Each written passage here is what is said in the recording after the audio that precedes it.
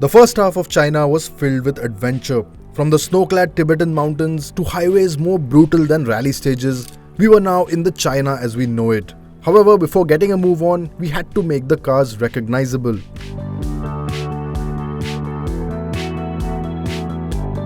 Good morning from Golmud, guys. Before we head to our next destination, which is Dunhuang, a much needed TLC for our cars.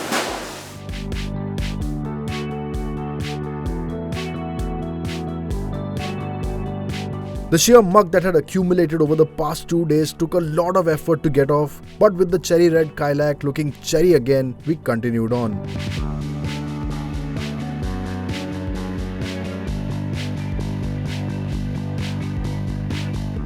Well, a very good morning from China. Today is a happy day because a lot has changed. As you can hear, no rocks pelting the underbody of the car. As you can see, that's called speed, highway speed, because we are on our way to Dunhuang and the road is absolutely pristine. Given what we've had the past 2 days, this is a completely different side of China.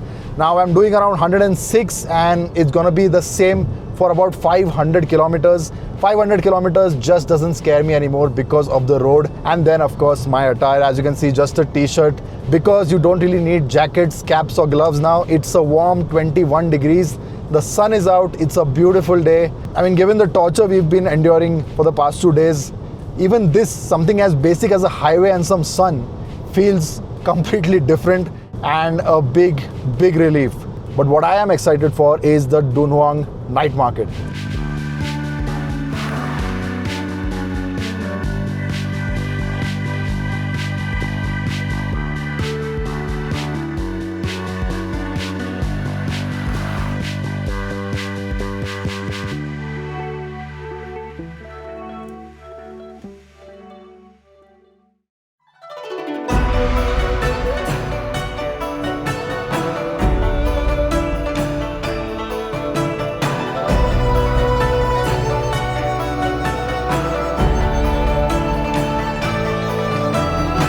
Dunhuang is known for its night market and is extremely rooted in tradition and culture. It isn't your run-of-the-mill tourist trap with cheap fridge magnets and beaded necklaces, but in fact you can get a glimpse of age-old traditions and art forms. But old school isn't all. While you're busy gazing at the classical dance on the balcony, you are joined by cyborgs from the future. It is an exciting blend and one that is completely unique. I think we're about the same height. With artisans hand-painting magnets and light shows all around, you will be amazed.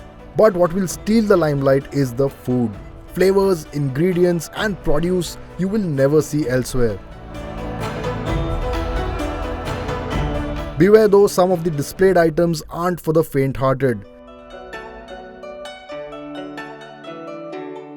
We stuck to the safe option of what looked like a burger but had some interesting flavors. A big night that ended with a big feast.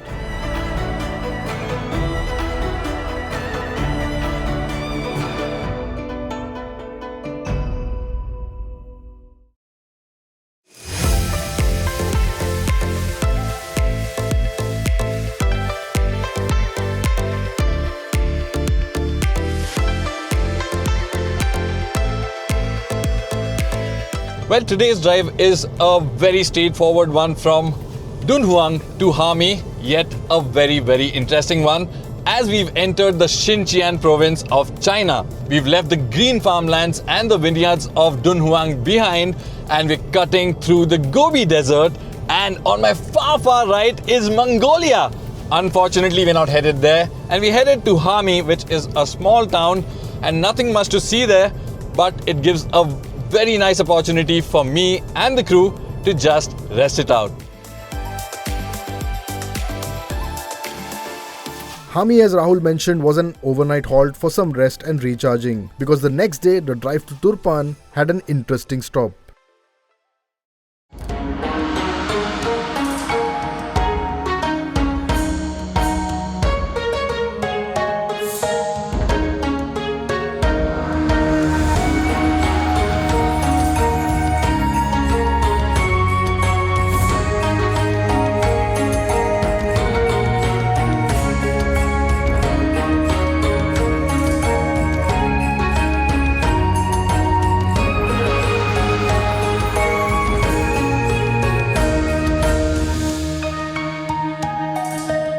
Welcome to the Tyogo ancient village. Well, honestly, this looks like a Hollywood movie set for an Indiana Jones film. But this hidden oasis has been sitting right here for over 2 millennia, defying the desert all around. Long before Islam arrived in this region, this valley was actually a major center for Buddhism, and you can still see the ancient 1000 Buddha grottos carved high up into these cliffs. But today, it's most famous as a deeply sacred Islamic site. At the heart of the village sits the Tyogo Mazar and its historic mosque. For centuries, this shrine has held immense spiritual significance for the local Uyghur people. In fact, it's often referred to as the Mecca of Xinjiang. Walking through these silent mud brick alleys under the shade of the vineyards, you can almost hear the echoes of the traders, monks and pilgrims who sought refuge in this exact same gorge thousands of years ago. It is an absolute privilege to witness it.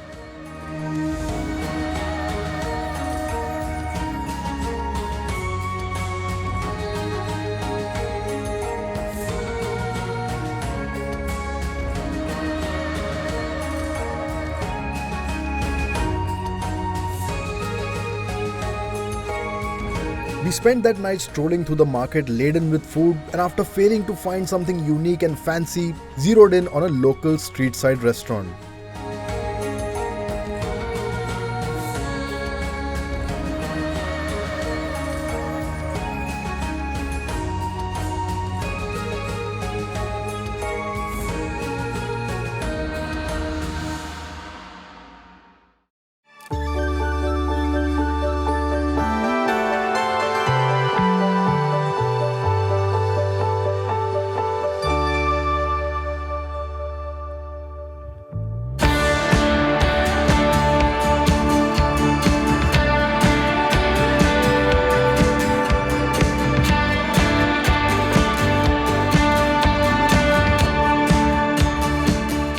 What an absolute contrast it has been driving through Tibet and China in terms of weather and elevation. A few days ago, we were at an elevation of over 5,000 meters and freezing temperatures at Everest Base Camp. And today, here we are at Turpan at an elevation of minus 154.31 meters and scorching heat with temperatures reaching up to 60 degrees centigrade. What an absolutely roller coaster drive it has been through China and Tibet.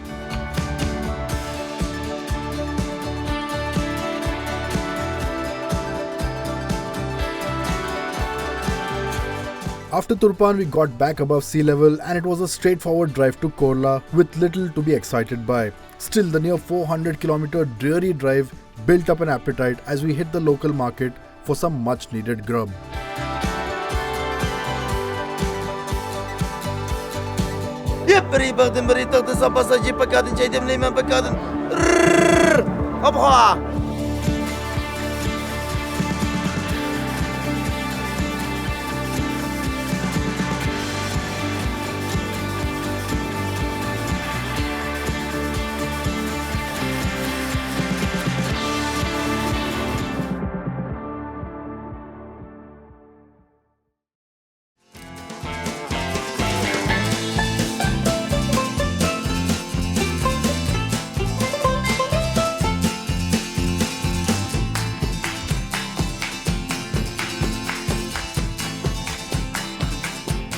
The next day would be yet another highway jaunt with nearly 600 kilometers to cover with nothing but flatlands to amuse us.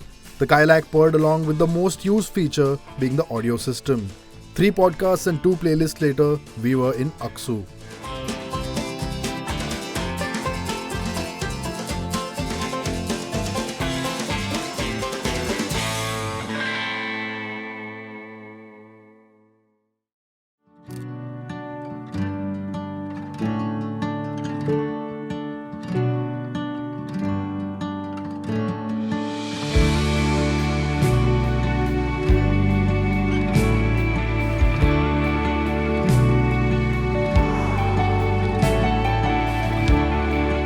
The red desert on our way from Aksu to Kashgar is one of those.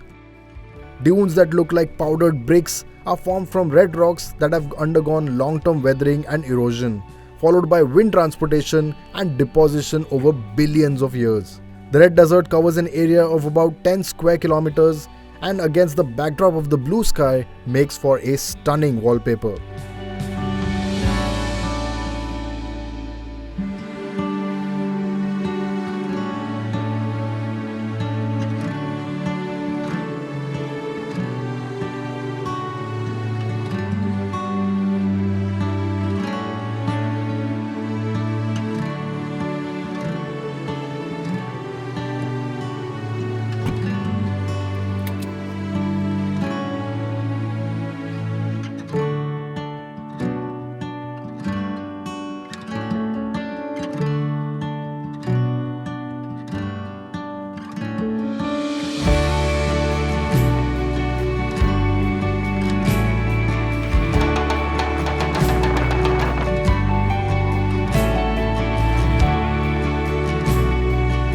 After driving through the red desert, we reached for some more red. Leaving China without some blazing hot pot would have felt incomplete. No other food dish brings a group together like hot pot. Now, while it is a vegetarian's nightmare, for those who don't mind experimenting, the unique flavors and a new level of heat is definitely worth a shot.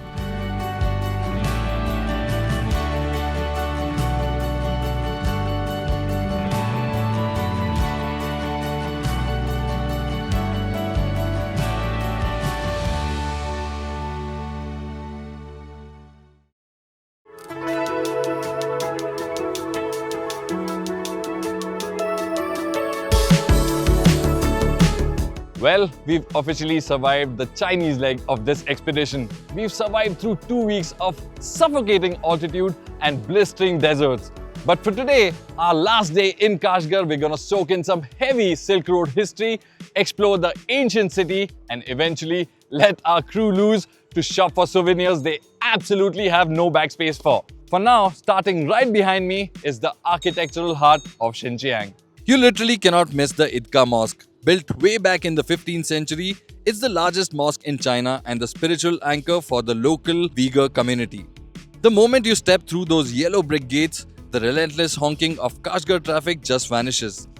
It's a massive, incredibly peaceful sanctuary and honestly, a much needed moment of absolute quiet before the madness of tomorrow's border crossing. Once we wrapped up at the mosque, we dived headfirst into the Kashgar ancient city.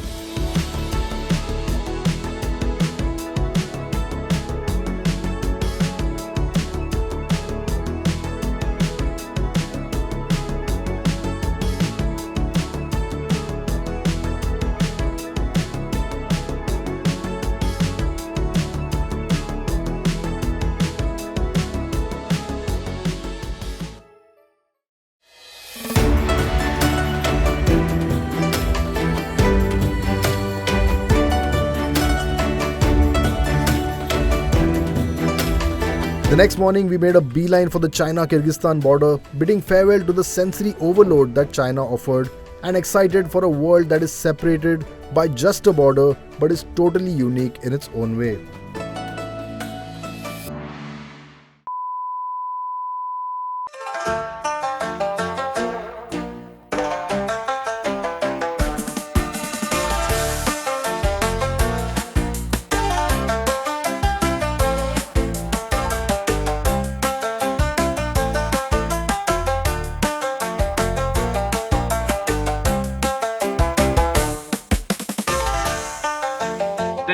Kilometers I've driven across continents.